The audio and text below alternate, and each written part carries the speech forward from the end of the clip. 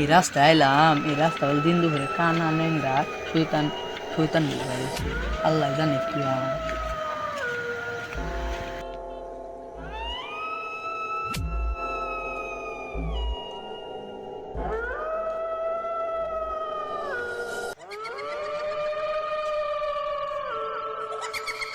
আল্লাহ, মনে হয় জাগলাম তাই নইলো, এনে কি করবো, আল্লাহ বাঁচাইও।